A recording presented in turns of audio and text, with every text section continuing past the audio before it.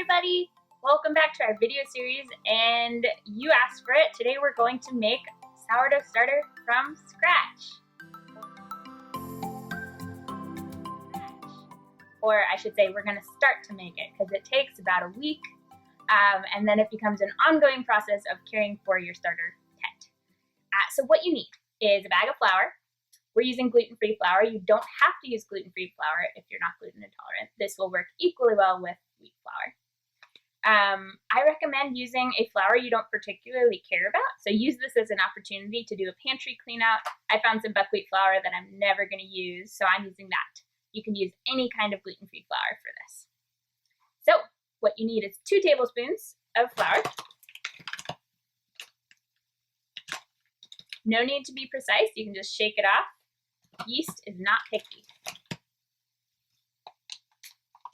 Next up, 2 tablespoons of water.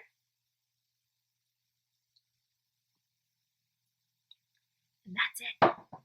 That's all you need to make a sourdough starter.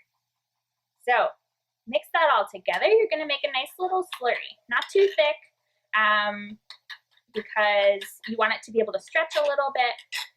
What you're trying to do is invite some yeast and bacteria into a new home. This is like rehousing a bee swarm or something. You are providing an atmosphere that they really like, which is wet, somewhat warm, and full of sugar and protein. And they will find it, and they will want to set up their home. And once they set up their home, they're going to start eating, and they're going to start reproducing. So you become, or your starter becomes more full of yeast and bacteria. So that's it. You just started your very own sourdough starter. I hope you are pleasantly surprised by how simple that is. But it is a multi-step process. So we're going to come back a little later and talk about the next step.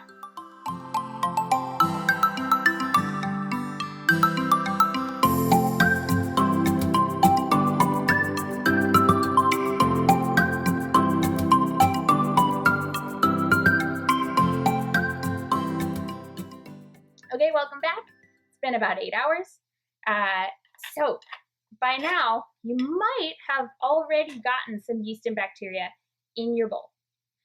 There's no way to know this if you don't have a microscope, but we're just going to pretend, or we're just going to hope that we did. And so the next step, grab a fresh bowl and do the same thing over again. 2 tablespoons of flour, 2 tablespoons of water, and we're going to add 2 tablespoons of the original mixture. And the rest of it, do whatever you want with. You can throw it out, you can paper mache with it, you can throw it into your pancake batter. Knock yourself out. That's why we're using flour we don't particularly care about. So again, 2 tablespoons of flour, 2 tablespoons of water, and 2 tablespoons of the previous mixture. And that takes the yeast and bacteria that we already caught, gives them a fresh source of food, and encourages them to reproduce more, making a really strong sourdough starter. Cover it. 8 hours later, you're going to do the same thing, or overnight. When you wake up in the morning, the same thing. We're going to do this twice a day. 2 tablespoons of flour, 2 tablespoons of water, 2 tablespoons of the previous mix, throw out the rest. And in about a week, we're going to have a sourdough starter that's bubbly and sour and maybe smells sulfury and is perfectly ready to turn into a bread dough. So enjoy the process. Go find that flour you don't care about. And remember to send us any questions or video requests for the next video. But when we check in next week, I hope you all have the beginnings of a thriving sourdough starter. Stay safe out there, and thanks for watching.